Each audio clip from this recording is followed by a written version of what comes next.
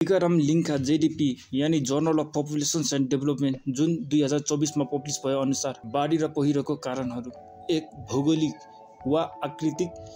कारण कमजोर चट्याङ उबड खाबड जमिन अस्थिर सवारी मार्ग एक्जाम्पल रोड ब्लास्टिङ गर्दा चट्याङ कमजोर बनाउने भौतिक कारण अत्यधिक र निरन्तर वर्षा नदीकरण ड्याम फुट्ने मानवजन्य कारण बारी खेत विस्तार जङ्गल फडानी अनियोजित विकास बाँसको रोपाइमा सामाजिक निषेध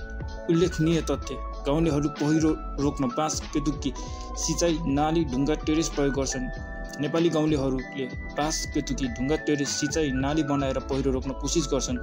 यो स्थानीय ज्ञान जसले ज्यान जोगाउन सक्छ। जुनसुकै मौसम होस् चेतावनी प्रणाली घरको तयारी र सामुदायिक नेटवर्क आजकै आवश्यकता हो। मनसुन 2082 को पूर्वानुमान department of hydrology and metrology International Center for Integrated Mountain Development UN Office for the Coordination of Humanitarian Affairs